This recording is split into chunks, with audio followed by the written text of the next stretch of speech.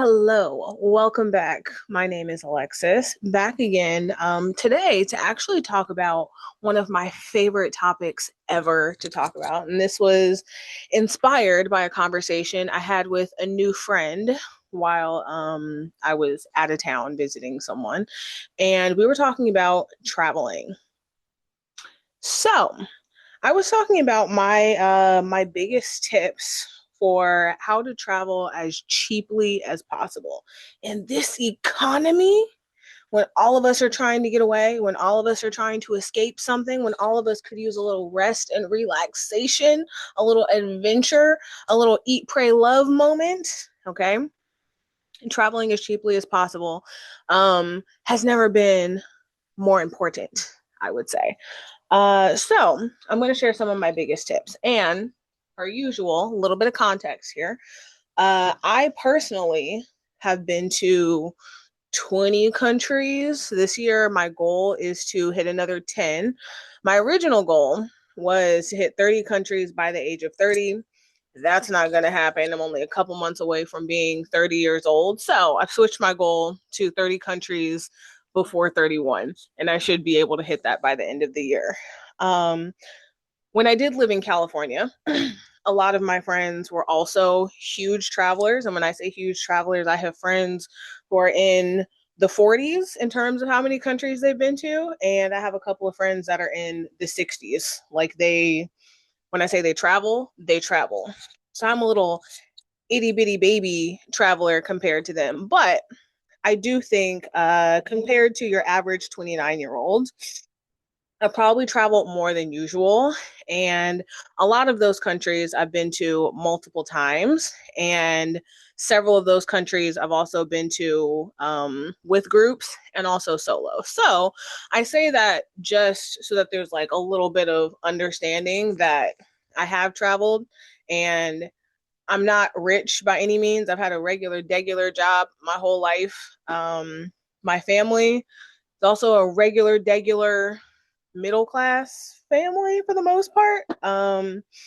So nobody's balling out of control. I paid for the majority of my flights, although there's a little asterisk there because some of my family does have flight benefits, and that helps a ton.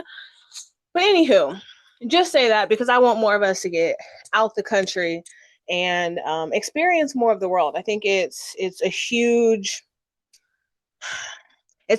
benefit to be able to experience cultures outside of your own, to be able to meet people and talk to people who have different perspectives, who have lived very different lives in different places. And anywho, I just think more of us should be able to do that. So I'm going to get to the point after probably yapping for like 3 minutes. The by far, the biggest tip I can say for traveling as cheaply as possible is flexibility. Now, flexibility to me kind of sits in a couple of different categories. One is flexibility with your location, and two is flexibility with timing. If you can do one or the other, that ultimately is going to get you the cheapest prices that you possibly can. And even better, if you have the ability to do so, having flexibility on both is going to benefit you the most. So, when I say flexibility with country, I know it can be um, maybe a bit of a challenge or even just a little annoying not having like a clear idea of where you're going. You know, like a lot of us, for instance, including myself, have a list of countries that you want to go to, and you're like, hey, I really want to go to Japan next, or I really want to go to Turks and Caicos next, or I really want to go to Iceland or Portugal or wherever it is. But having the flexibility on what country you go to will ultimately be a lot cheaper, and I'll tell you why.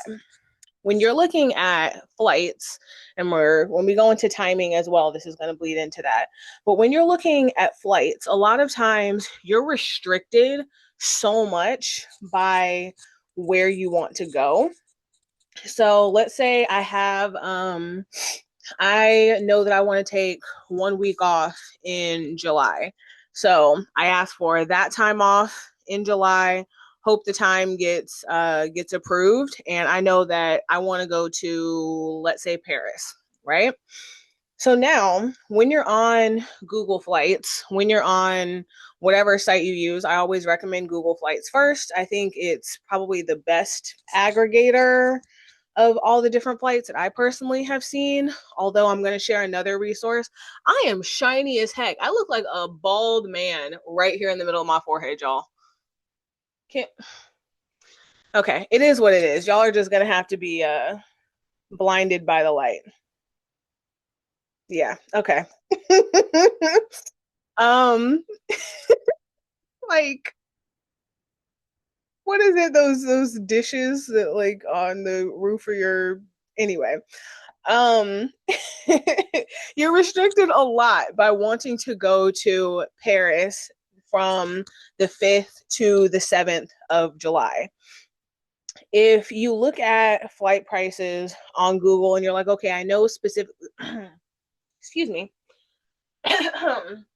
I know that I need to go this week, but you have more flexibility in where you want to go. It's a lot easier to look at where the cheapest place is for that week.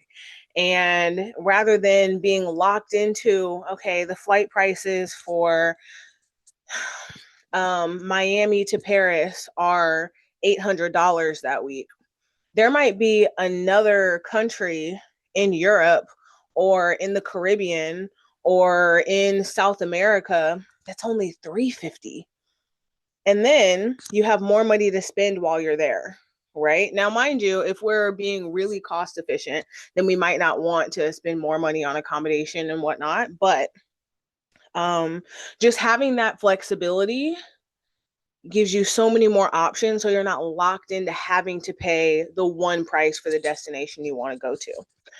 The other part of that is timing, which I would say is almost more important than trying to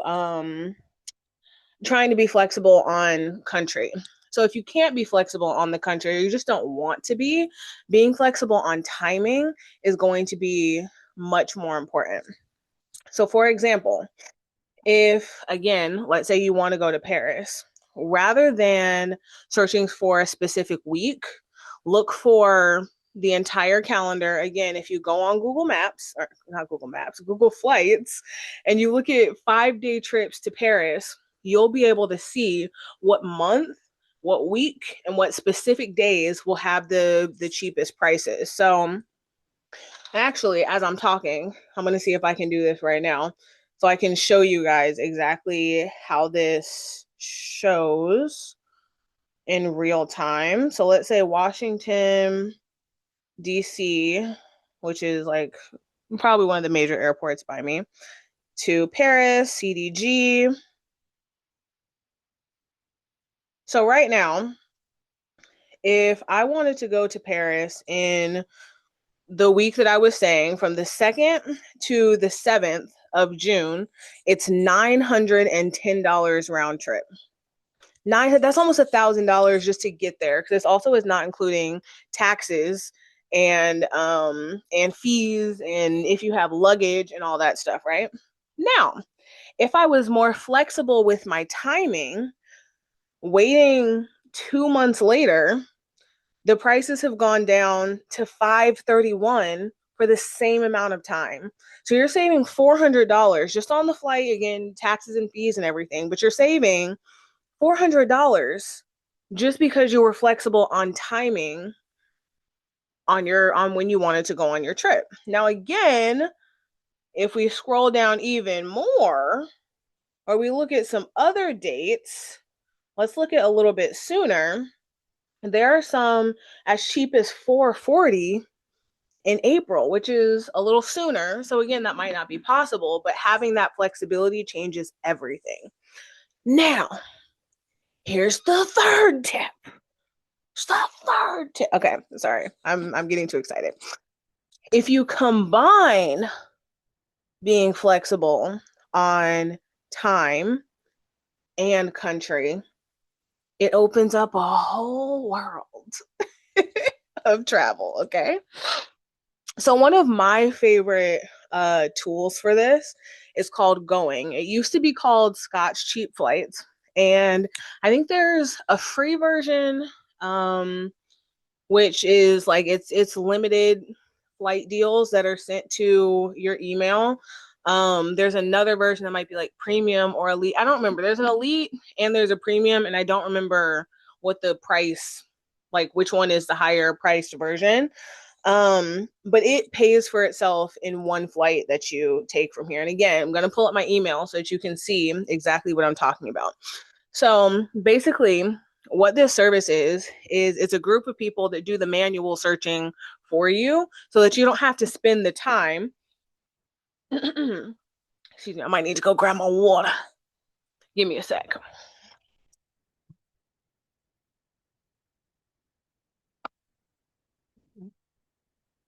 All right, back to our regular scheduled programming.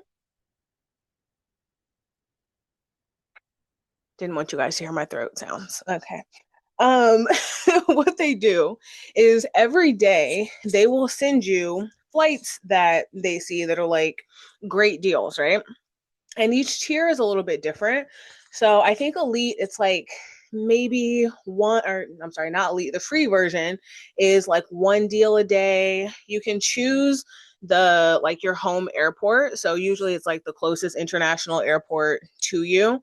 I'm very grateful to have several by me, but there are some other, you know, what can I say? Some other tips that you can use to still get cheap flights, even if you're not near like a major international airport, right? Like if you're living in South Dakota or something, you're not going to have a major international airport by you. And I'll touch on that a little bit later. So, the next tier of their flight deal subscription thingy, and I think it's annual, is you get multiple deals every day for like economy class. So I think I'll probably get 4 or 5. There's been a couple of days where I've gotten like 6 or 7 deals to different places. The thing is, you don't get to choose when these deals pop up, and they don't get to choose either. It's just whenever they see one, they send one to you. So today, I think it's going to be mirrored, but you still should be able to get the point here. Nonstop to Iceland for $349 from my home airport. $400 to what I would consider to be I don't want to say a premium location, but Iceland is expensive. It can be expensive to get to Iceland, and it gives you the dates. So you want to book within the next 24 to 48 hours. And the travel dates right now are between February to April 2026. They give you the airport, they give you whether it's nonstop. I think most of them are nonstop, economy, and then which airline that you can fly on. Let's see if I can give you another one.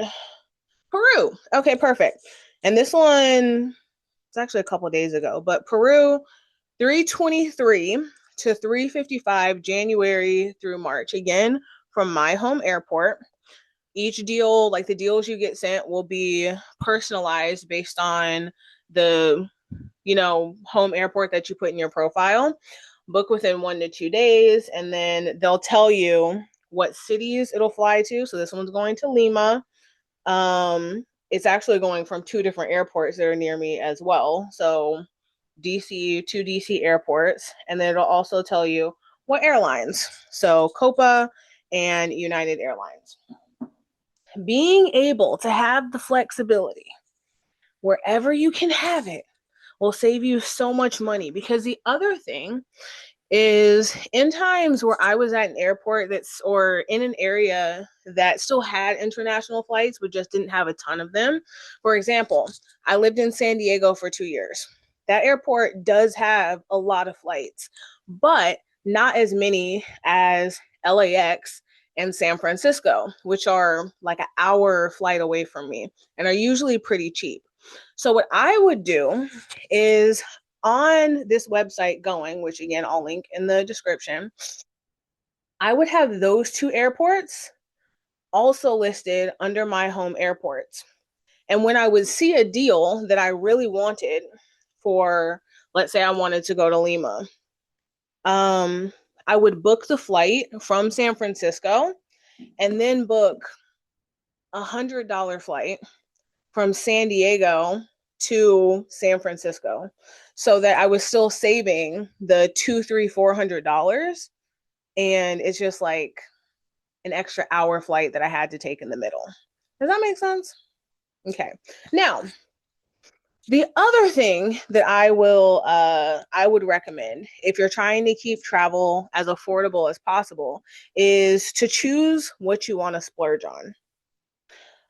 I think a lot of people, especially with social media, and everybody's got to get the most aesthetic photos. Everybody has got to be living like they're making $150,000 a year. Everyone has got two incomes and no kids. And, you know, personally, that is not the life I'm living. I'm making a very average salary. My Instagram is very average, but I also think a lot of us like we want luxury experiences when we go abroad, right? Totally fair. I get it. I've been known to splurge on a thing or two, but being selective about what you splurge on overall will make your trip more affordable. So, for instance, if you have to spend more on the flight, spend less on your accommodation, right? Maybe instead of staying in a five-star hotel or the nicest hotel on the beach, stay at a hotel that's a 10-minute walk from the beach.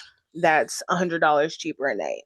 Or maybe you want to splurge on your accommodation.